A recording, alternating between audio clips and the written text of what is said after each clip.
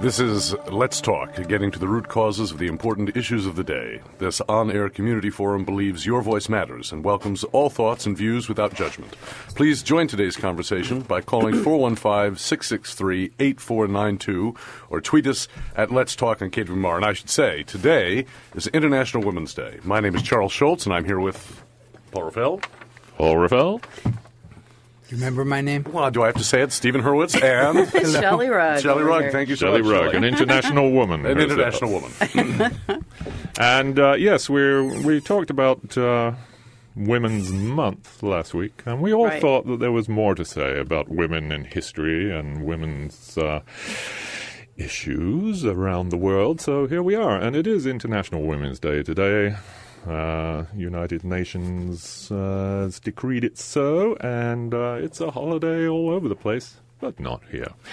So, Is this the first year of this event? Or? No, it's been going on since for over 100 years. Oh, really? You mean in other countries, the banks are closed and stuff like that? In some countries, in some of the Eastern European countries, yes. They're the old Soviet Union countries, and some other, I think, not Turkey, but Eastern Europe actually have the day off today. And of course, around Europe right now, and today, they have been having women's strikes. They go on strike for the day and don't do any work at all, housework or working in offices or wherever. Is it getting any coverage? I mean, did anybody hear it on like NPR? Is anyone talking about? I don't know. It's in the on BBC News, of course. But yes, interesting.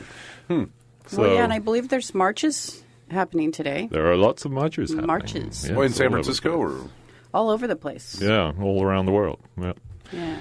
And certainly in Europe as part of the strike, the women's strike. So. More power to them, I say. What are they striking about? Well, there was the Guardian. Equal pay, for one thing. Well, the Guardian has a quiz you can take. It's from their Australian division. So it's about women's issues in Australia, but it has a broad resonance. Oh, geez, that I really didn't mean to say. It applies to other countries besides Australia, which is interesting. I got 6 out of 11.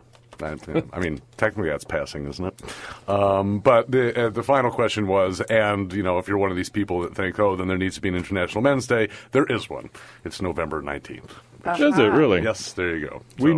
We actually need a Men's Day, No. I mean, but to me, and I'd ask you about this, Shelley, is like if somebody said like any of this Robert Bly crap, like it's all standing around naked on around a fire, I wouldn't want to do that. I wouldn't want to participate in like an event that was about being a man or whatever that is, but so how do you feel about it? I mean, do you have a? Do I want to participate in an event that's about being a man? No, women's something that's based on sex, right? The women's only or men's only or whatever. Oh, I don't know. I mean, I wouldn't like to participate in a men's only event, but I don't know. Well, I actually do participate in women-only events, although there are options to leave it open to men who are comfortable being with so many women. I think that it's empowering, or it offers ease, right? You can let down your guard because you're with other creatures like yourself. Right. And so, you don't have to be so worried about how you're presenting yourself. Although, there are issues within the circle of women. Sure. It's not... Oh, do tell. It's not all perfect. Well, the secrets of the circle of women, we need to know. Anyway, 663-8492, International Yes. Women's Day. Do call Yes, 663-415-663-898492. And when you hear a little buzz, that's me putting you in the system. Just hang on until I say, caller, you're on the air. And then you can give us a name. Any name will do.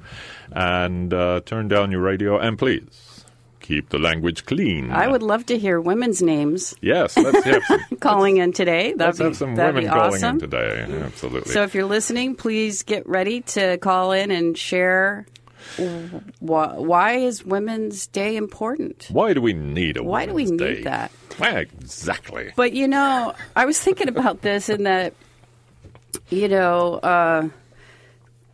it seems like it's been, white males have kind of dominated culture all over the world. But I think we need compassion. We need to extend compassion to men who don't get it. Whatever it is. Our culture created the situation. Some of us allowed these things to happen, and it's going to take time to undo it. So, like Catherine Deneuve coming out and saying that she actually likes when men, grope her or something like that, or was it about flirtation? I forget. But my favorite, of course, is Brigitte Bardot, who became a far right of the political spectrum. She loves animals, but is also sort of in favor of neo-fascist parties and things. Right. So strange French response. Lovely person she is. Well, I think if certain men make the advances, it could be welcome, and other men maybe don't notice the boundaries that they're crossing. I think it's a really subtle and sort of difficult territory, right? Because flirtation... It's another form of communication, yeah. Well, and flirtation exists and people do it, but you want from the right person, not the wrong person. Right. Yes. There needs to be some kind of consent involved, not just your presence being an invitation, right? Right. The fact that you're in a room does not mean that's an invitation to men to come over and go, hey, baby. Women Does are anyone do powerful, that? and we're feeling the power of Yes. women right now. Oh, yeah. With the Me Too Yeah. generation, it's there's an exposure of things that have been happening. Yeah. Yeah. Here's an article from 3 days ago. In the atheist movement, there is sexual harassment in the atheist movement. Okay. One of the most famous ones, Lawrence Krauss. There's been an expose of Lawrence Krauss and his... was that a flash? Yes, it was. We have a caller. Huh? And Dawkins got in trouble for criticizing some woman that claimed she was sexually harassed by a man. Yeah. He jumped in. And His the wheelbarrow. the United wheelchair. Nations is also not that Richard Dawkins, the Okay. geneticist and atheist, not Stephen Hawking. Oh, Yes, caller, you're on the air. What's your name, please? Coretta. Hello. Hello there. Happy International Women's Day. Thank you so much. Same to you, Paul. Or should I say, whatever. I'm happy. Yeah, what's on your mind? Well, I agree and disagree with International Women's Day. I mean, so which one would you like an opinion first on? you pick. I don't know. How about why you disagree with it? Well, number one, why does it have to be? I mean, why is there women can be snarky too, I mean, I listen to you say that you feel more comfortable in a group of women than you do in a group of men, oftentimes because they get you. A lot of times women can be really backbiting and uncomfortable and competitive, and right. men aren't like that so much. And so I personally can speak more honestly with men than I can with women, and not be offensive. I tend to not edit my comments so much when I'm talking, and so it gets to be a little too much for women to bear. Huh. Maybe you need to hang out with different women. That is an ongoing process.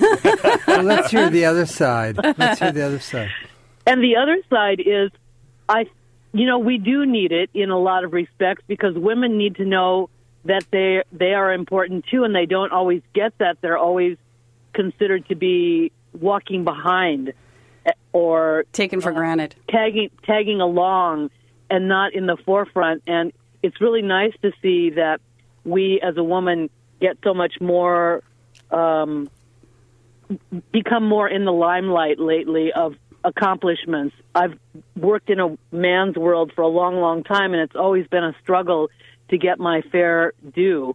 And I seem to choose that just because I'm a strong woman. Maybe I can handle it a little bit more, but it's nice to get that recognition, and I think women especially, need to get the pay and the recognition as much as the men do, and they seem to be a little bit more sensitive to issues regarding world subject matters than men do. Men are more cost-conscious, or more, let's see, how do I put that?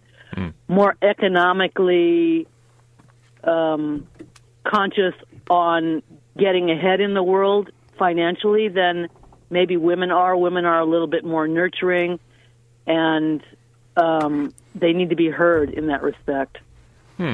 Yeah. You bring something up, though, is the stereotypes of men and women in terms of nurturing, for example. It sticks out. I know that myself and other people that a lot of men are nurturing. Our children are very important to us. Even gardening. I mean, you're absolutely correct, but unfortunately, that's not the norm. That's not the majority of men. The majority of men stick to the Neanderthal methods of, being the protector, being the commander, being the chief, being the one that calls the shots. Hey, I'm related because to Neanderthal, by the way, so don't diss them. He was just saying he's done the the 23 and me. Yeah, that's right. And you're part Neanderthal, so yes, he's objecting to that. What's even better, Homo sapiens ate all the Neanderthals. Well, so I can see. Why do?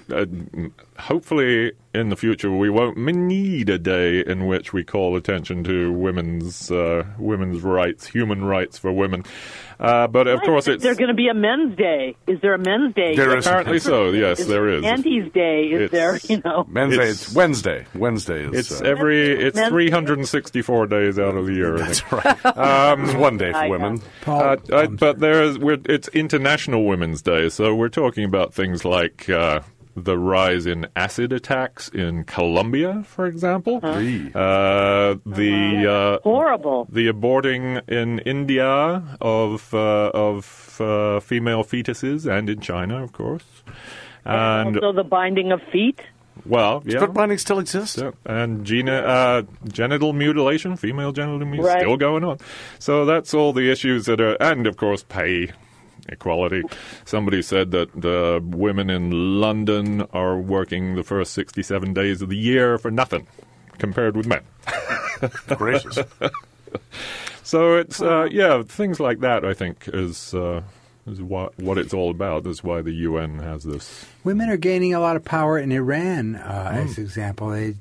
They're liberating themselves from a lot of restrictions. Oh, good. Yeah. I mean, obviously, soon maybe they won't have to wear a burqa. Yeah, maybe. Well, burqas, more like the shandor. They're taking them off in public. It's as an expression, anyway. Which I think it indicates that there's a lot more under the surface.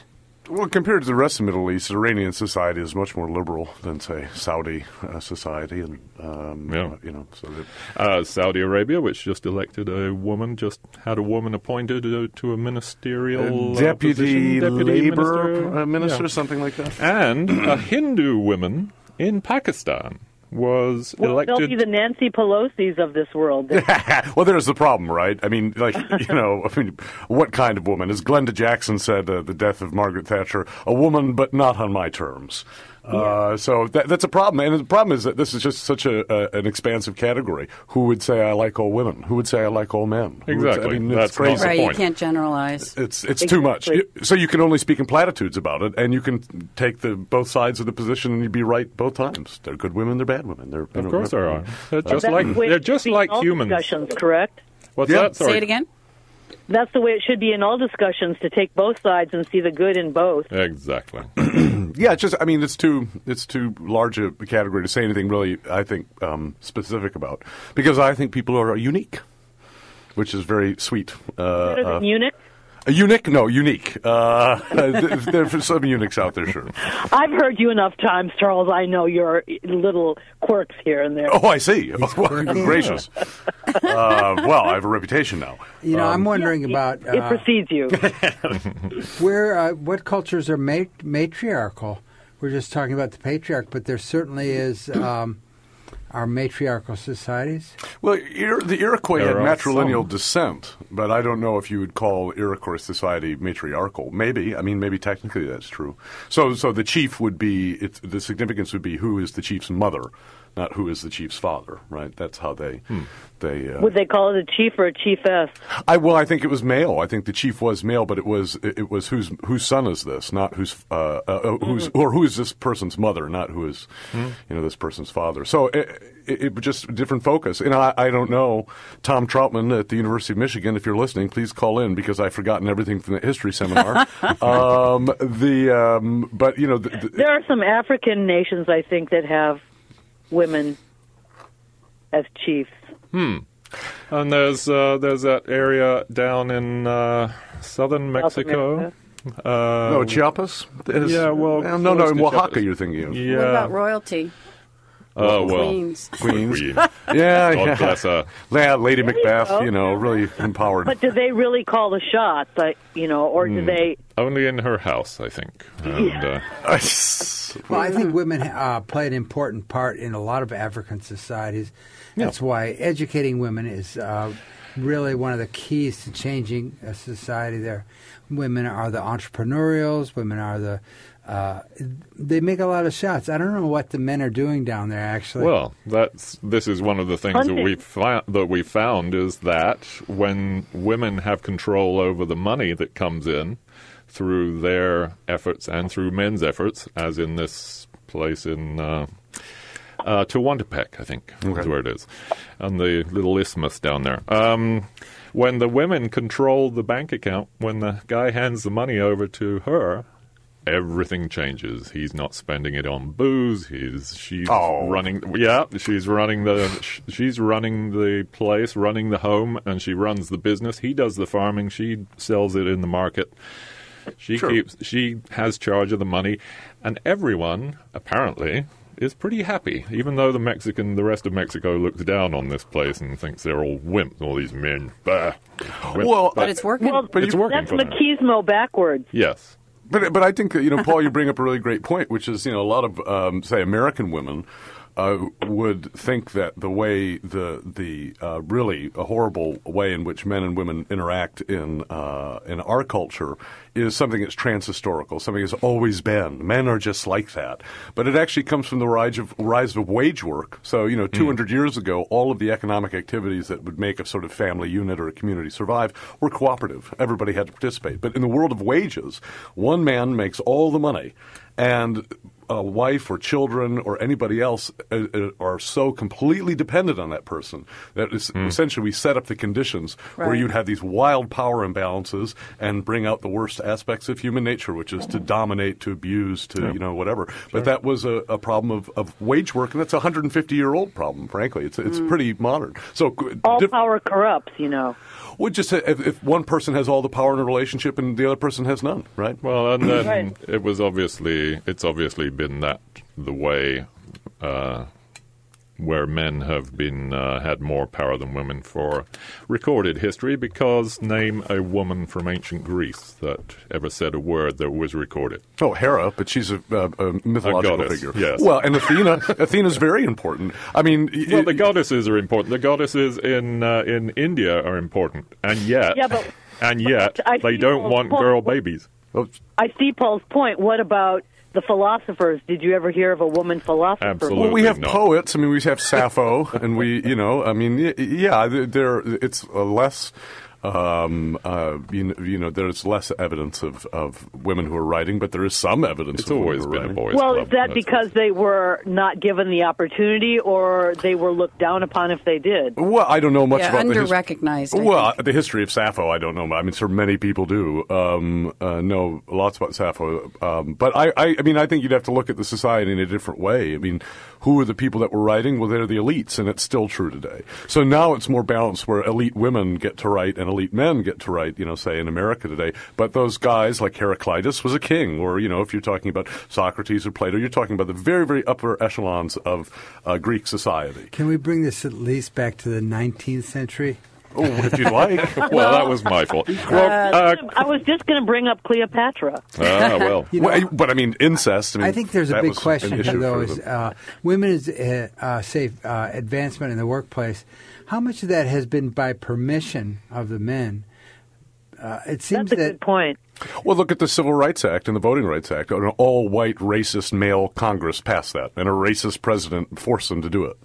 I mean, so it's weird. That's a funny thing. And you say, well, the activist movement caused LBJ to do that. The activist movement's important, but you're right. There's an interesting question there. But also, if you go back to the 1850s and before, you had women journalists in Massachusetts and the Northeast in general who were working in mills, working in factories, but they were also part of this independent press. They had their own newspapers. And one of the things they were talking about in those newspapers was the phenomenon of wage slavery. It's a word that doesn't mean anything to people anymore, because it's utterly normalized to rent your consciousness, your waking life, to another person for little bits of paper, right? That's normal. But they were saying that, no, this is really abnormal. We want to place intentions upon our work and not just simply do work for a wage. Try and explain that to someone my age or younger. They say you're crazy. You don't like going and surfing, man? Try to explain why women get paid far less, usually. Well, but those women had their own press. I'd love to see it again. I'd love to see women, who are presenting the ideas and the issues that are important to them in the press and doing things like that. I find that Tess does.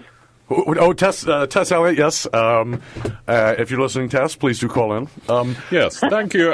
Crater, thank you. We're going to free up the line. Appreciate your call. Thank you very much.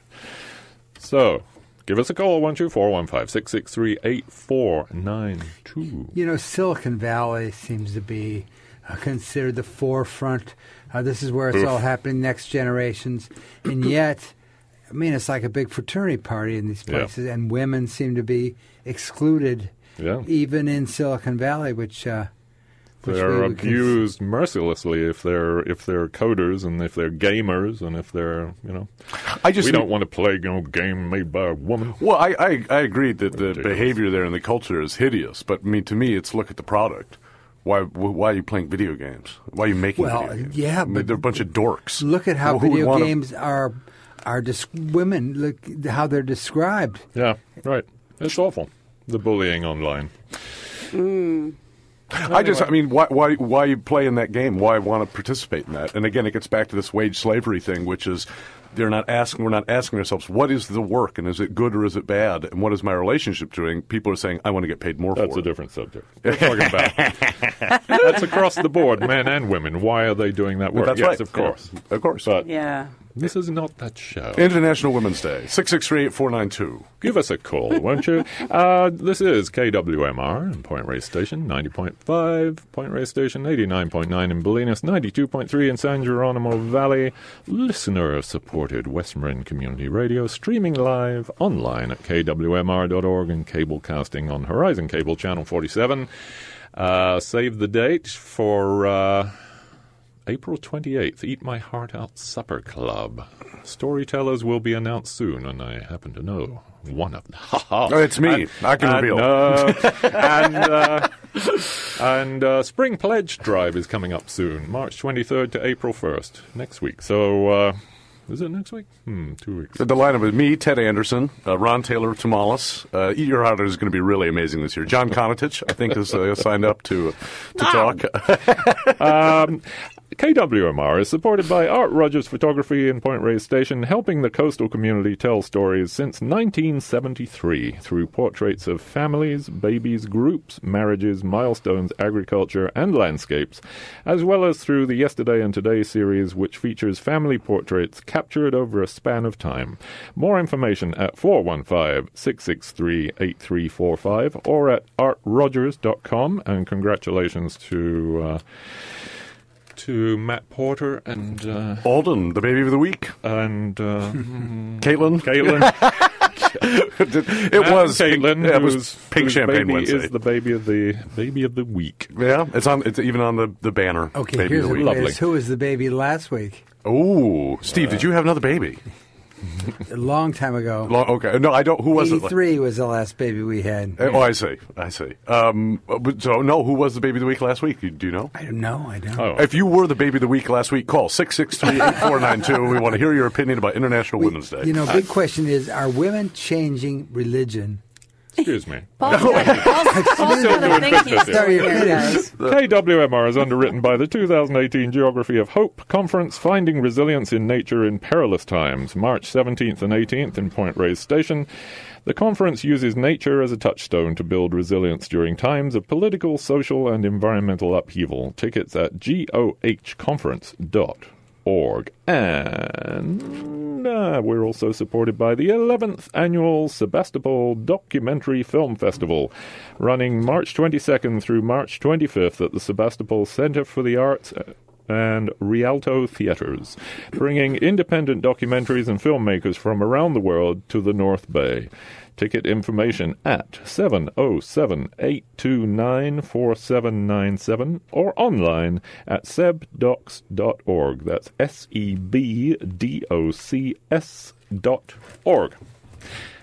This is Let's Talk.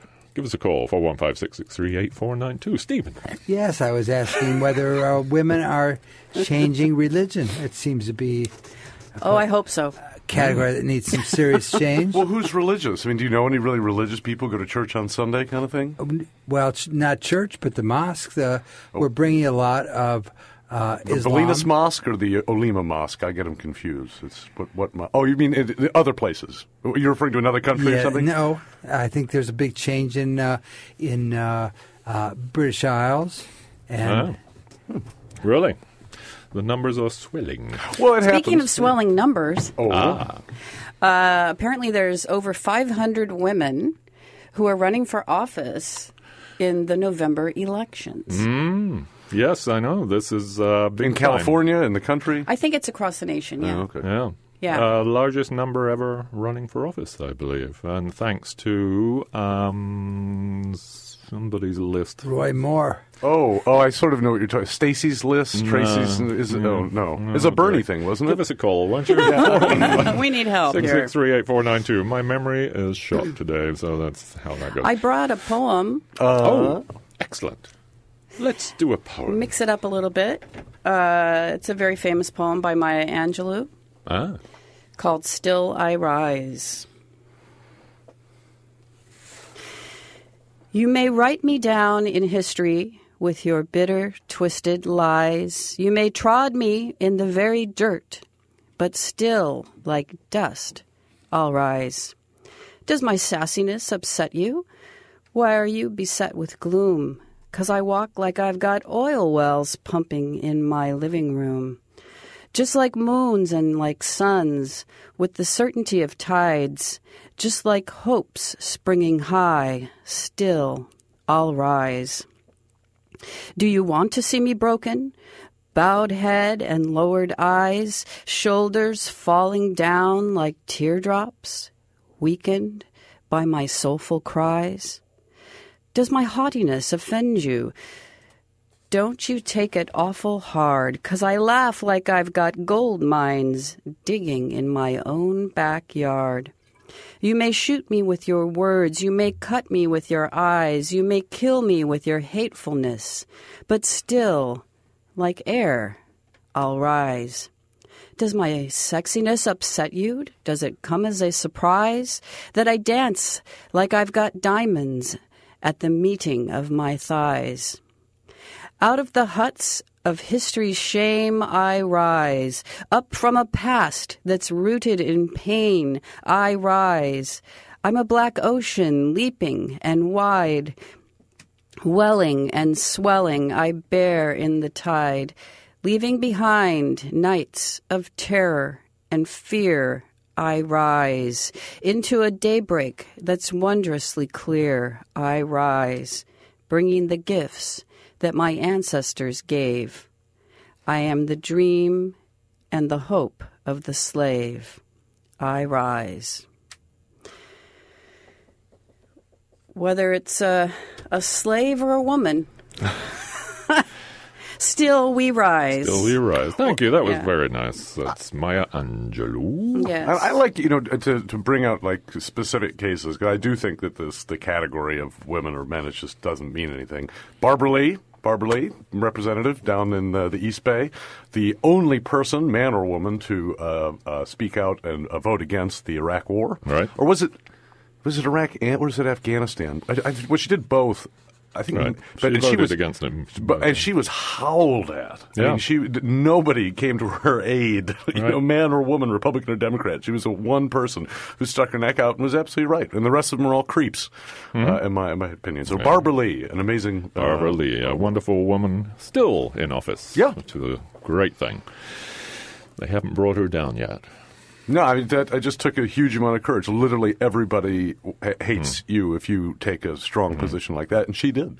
Another, I wouldn't be for female journalists just because they were female, but Ida Tarbell, the woman who exposed all of the nefarious practices that John D. Rockefeller was engaged in. This is over 100 years ago now. She published in McClure's, McClure's Quarterly, or was it McClure's Magazine? It doesn't exist anymore. I actually wrote about this in the Point Reyes Light. You can search the archives, because she was an amazing person, literally the most powerful man in the country, who at one time his personal fortune accounted for 1% of the country's gross domestic product, right, which is insane. Much richer than a Jeff Bezos or whatever we got these days, Bill Gates. Yeah. And so powerful and so willing, as many of his henchmen were, to engage in violence, to attack their workers, to kill. Strikers, and she took him down. I mean, Rockefeller, they were still very powerful family, still have lots of money, but she was willing to expose somebody when most people would be so afraid to even touch something like that.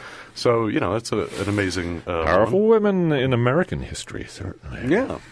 Starting all the way at the beginning. I don't know about Martha Washington, but certainly Abigail Adams and the next one. Let's see. Dolly Madison, that's right. She served as sort of the stand-in first lady for Thomas Jefferson, and then became first lady when her husband was voted in, and really made Washington a diplomatic center, a world diplomatic center, and had a lot to do with the drafting of the Bill of Rights. Here's something interesting from the Women's Party. Back in 1919, outside of the White House, in an urn directly in line with the White House front door, the National Women's Party builds a perpetual watchfire for freedom, in which they burn the words of hypocritical speech President Wilson gives about democracy. I think we could use that today with President Trump. Luck. Good luck starting a fire out in front of the White House. That would be... Oh, dear gracious.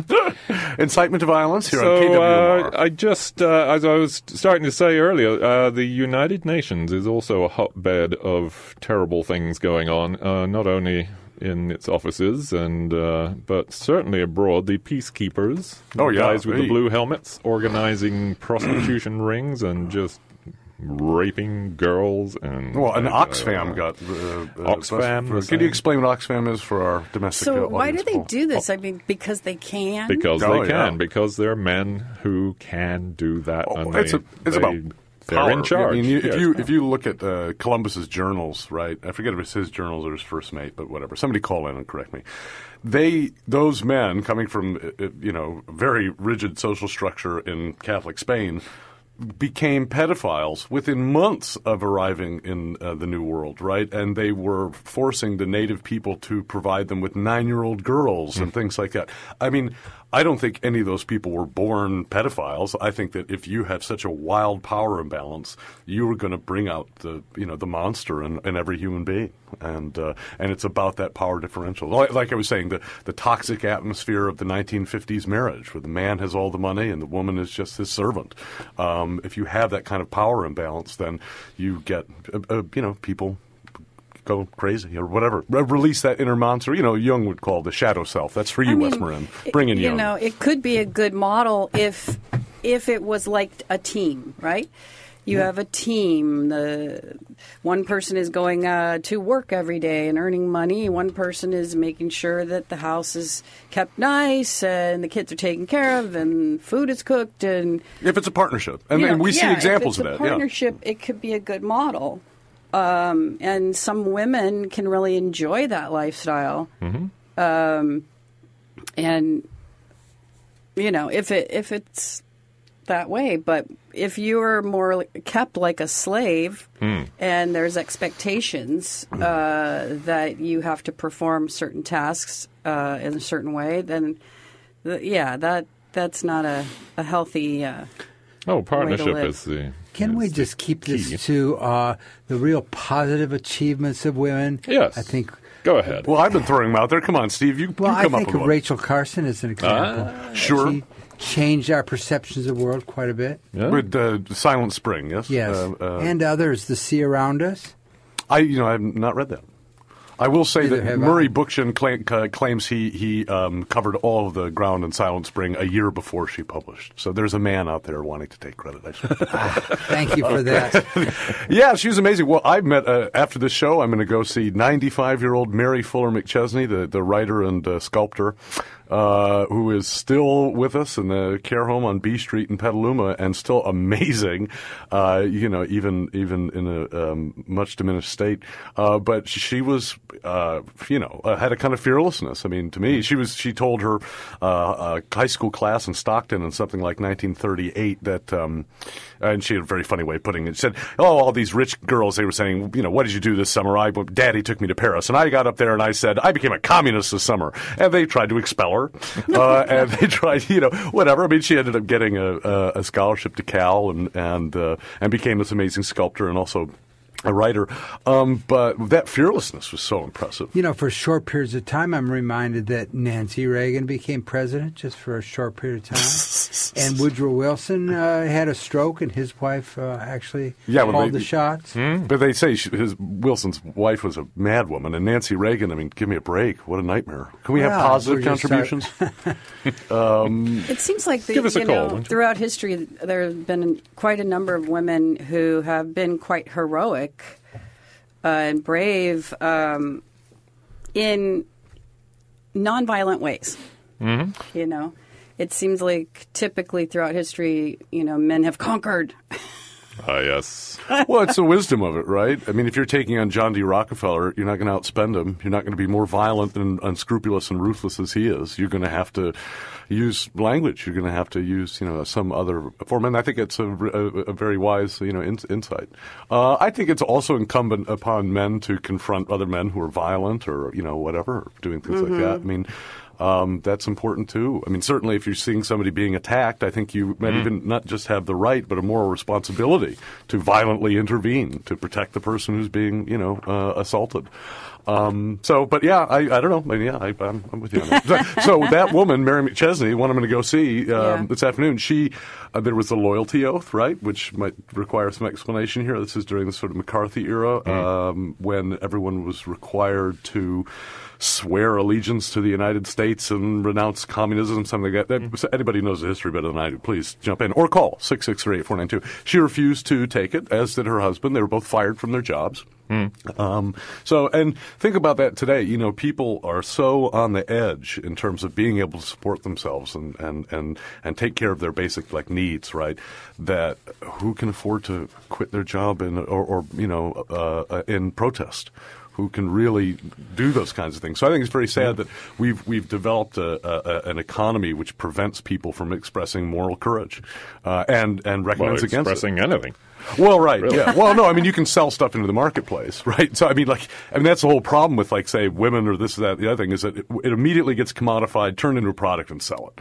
And so I think to me, commodification is the real nightmare of this age. But we're not talking about that. We're talking about international women. Well, there's a play called Revolt, and that's one of the issues that they talk about.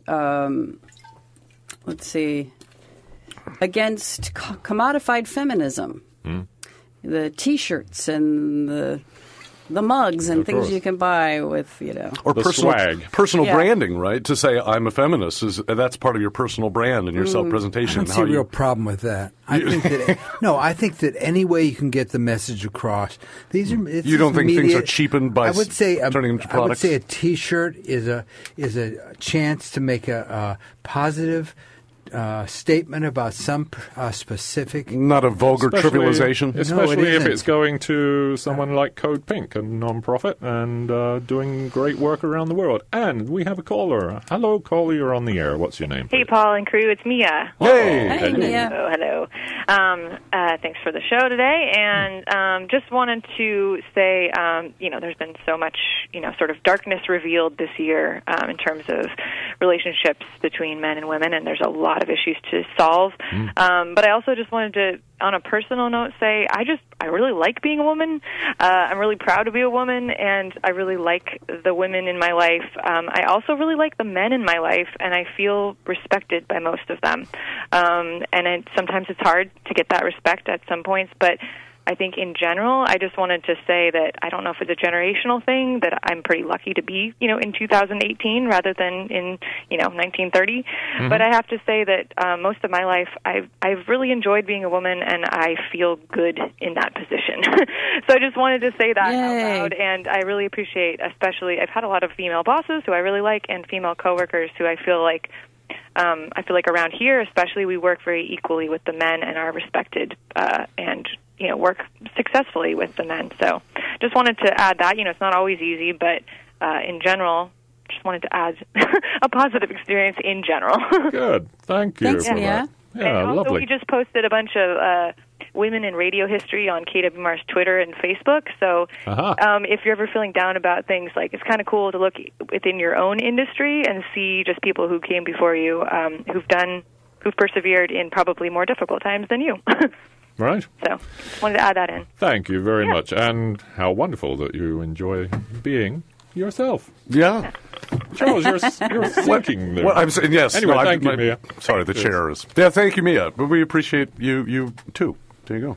Yes, I'm doing wonderful work out there but, in the office. You said last week, Shelley, women need to make history. I agree with you, but they need to learn history first. So like little old ladies, like the little old lady I'm going to go visit, go find them. And they're all over the hills out here. I mean, there are a lot of really amazing women in West Marin. And people don't take the time to go and hear their stories. Then they should. Great histories, yeah. Oh my Lord, yeah. I can name them. Yeah. What do you think? I had this idea for a show where we sit down, an elder in the community with a young person in the community, and they have a conversation and learn about each other with an audience.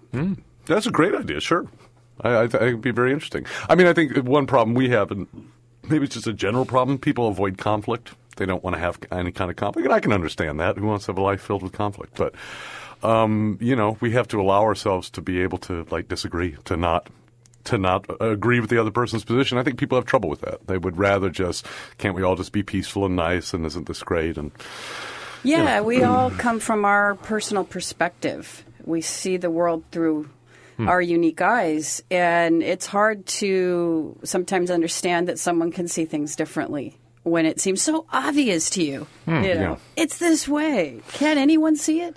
And then there's someone else who has a completely different view of the same thing. Yeah, well, and that difference and disagreement is how we learn. We don't learn from everything being the same. You would never notice, right? So disagreement is very, very important for figuring things out. And I think it's... And, of course, Charles and I never disagree on anything. No, certainly not. Oh, no, we had volume argument about this yesterday. That's my job, yeah. Well, I mean, it's sort of an American problem, that loathsome eel. Emerson said famously, wrote, with consistency, the responsibility of the great soul is to do nothing. And as Gorfdal puts it, and the nation was very relieved. And what Emerson is saying is that to have two contradictory views is fine. Don't worry about it. And Americans don't. We have insanely contradictory views that just, we don't question. And Is that like an alternate set of facts?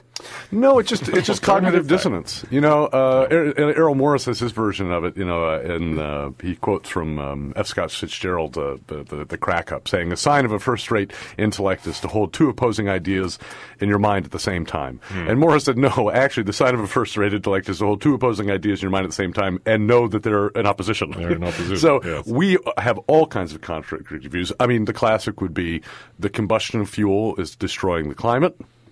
Do any of us stop using fuel all day, every day? No. and I can see why people don't, and that's a really complicated question, and you have to talk a lot about it. But it's a weird problem. We're holding all these contradictions in our head, and we're comfortable with them. We would think of ourselves as peaceful people. Our armies are marauding across the globe, killing children and women every day. Every day. In 5 seconds, a drone is going to hit a woman in Iraq and kill her and her children. That's our country. I want to share this story, and I hesitate a little bit because I didn't refresh my memory on it, but there's an organization called the Pachamama Alliance, and they work with people in the rainforest to help them fight against the destruction of the rainforest. And Lynn Twist. Yeah, Lynn Twist is the primary fundraiser for the organization. And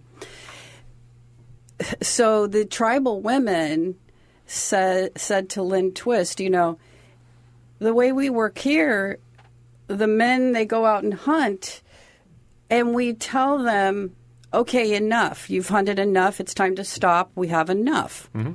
So the question is, why aren't the women telling the men enough? Oh, well, everywhere. Yeah. I think they are, but we're not getting it. No, well, it's but hard I to think get the message through. I'll give you a great example. This is another person, of course I won't reveal who, in West Marin, told me this story, was involved in the break-in in Philadelphia, the FBI's offices that revealed the COINTEL program. And I was like, this is an amazing story. Why can't you tell me this story? He said, well, I have mixed feelings about it, because the only reason I went through with it was the woman I was sleeping with at the time would refuse to have sex with me if I didn't. And so I think there is a power of feminine. I think women... get your men to start breaking into the FBI's offices again.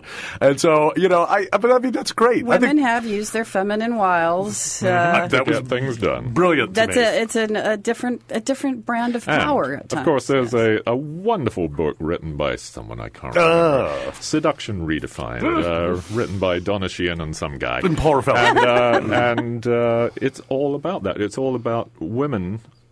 Most women, especially American women, do not understand the power that they have just being a woman in a room with men. That there's this seduction, we call it seduction, which, it's just natural. It's men will turn and look and men will listen. And if, there are triggers in the brain that will, that when a woman says something, men will go, oh, wait, yeah, well, that... Yeah, we could do that. If it's done in the feminine way, not as, women politicians, unfortunately. We talked about this last week and yesterday at high volume. Women in politics have to play the boys' game, and be loud and forceful and aggressive, just like the men. In my opinion, that's one of the ways Hillary went wrong. I just think it was not smart for her to come off as this angry woman in a way, to show her power. That it would be awesome if it's the boys' game, right? Well, if we could switch up the game. If you get my theory is if you get enough women in those positions, in positions in the Senate, if it's more than 22%, or yeah, we definitely didn't have an argument about this yesterday. Then things will shift. Just because suddenly it's not just a boys' club; it's a human club. And well, I think the institutional structures themselves recommend certain outcomes. You can take anybody making the president of the United States, and you're going to have certain, negative things that happen there because that concentration of power itself is the problem. So it comes with the job. Comes with the job. So but Hillary Clinton was just despicable, right? She was laughing about that the Muammar Gaddafi had been killed, and whatever, a war that she devoutly wished to happen. So she was just a really horrible person. And I don't think that any amount of, and I know, boomer women who are brilliant, who I admire deeply, there had to be a woman president. You couldn't talk about it. There was no, conversation about it, which I think women are really badly served by these leaders. And we're talking about like feminism on Tuesday in Prime Minister's Questions. I told you I was going to bring this up, Paul. Theresa May, the Prime Minister, responded to the leader of the opposition. The leader of the opposition wanted to highlight International Women's Day, blah, blah, blah, blah. So then the Prime Minister gets up and says, I don't need your mansplaining, blah, blah, blah, blah, blah. So a woman that doesn't know anything, or a man doesn't know anything about British politics, and you look at that exchange, well, you'd vote for the woman, right? Then you'd be voting for the Conservative Party, which is the party of the financial elites and the landed aristocracy and blah, blah, blah, blah. Woman is not enough. It doesn't tell you enough. I agree. Of course not. And let's not forget Marine Le Pen and others like her in Europe who are basically fascists. Yeah, Alternative for Deutschland, I think, has a female sort of leader, too. So and that's why women are badly used by politics, and used by men, I think, to be a conservative force. I think that's why Margaret Thatcher became the Prime Minister, is that she was essentially being used as a brand that would be difficult for the Labour Party and the country to oppose what she was doing. So she is breaking strikes and ordering the police to violently attack, these trade union workers, but they put a female aspect on that or something. It's creepy, but I think they were used. She never had a woman in the cabinet. No. Not one. They were all men. At the end, Edwina Curry, did she ever get into the cabinet? I don't know. Maybe not. How many women are in our fearless leaders cabinet? Oh, gee. The ones that are left? What day is it? Well, and that's the thing, that just because it's a woman. It's a problem. We're human beings. All women don't think the same. All men don't think the same. Of course. Yeah. I think, like Maya, when she called in, what I put to her is that, when Martin Luther King said, I want to be judged on the content of my character, not the color of my skin, what do you think he meant by that? I think what he was saying is, do the things that I say or the actions that I take, are those consistent? Is that a good thing? Is that a bad thing? Don't just look and say, whatever, you're black, so I'm not going to listen to you. We have the obverse of that now, which is, the men should not speak, only the women should speak, or the white shouldn't speak, only the black speak. It's a little weird. I don't know what's going on. Not sure that's true, but I think the men should maybe keep their hands to themselves more often than... Just little jazz hands over here. That is the hope right now, as far as I'm concerned, is still the Me Too, as long as we can keep that momentum going and Time's Up and all that. Keep that momentum going, keep the subject in the foreground. Never again. And, it's, as we say, it's not just the entertainment biz, it's all the way through society that these things are happening. And in the streets, of course. Women walking with their keys between their fingers because... Yeah. Is that in San Francisco? Everywhere. Is it really happening in Point Reyes Station? Really? I wouldn't be surprised that it happens in Point Reyes Station. I actually saw Paul get propositioned by a guy once walking down the street. I don't know if you remember that one. Wow. Do you remember that? Now you're really getting off topic. Have to think back to that one. Anyway, thank you for being here, Stephen, Shelley, Charles. Thank you, Paul. And thank you for calling in. Thank you for the callers, and we'll be back next week with, I don't know, what will the subject be next week? I don't know. KWMR does not take a stand on any of the issues discussed on Let's Talk. Opinions expressed on this program are those of the hosts and callers and don't necessarily reflect the views of KWMR, its board of directors, underwriters, or members. And let's leave you with this. Thanks, everybody.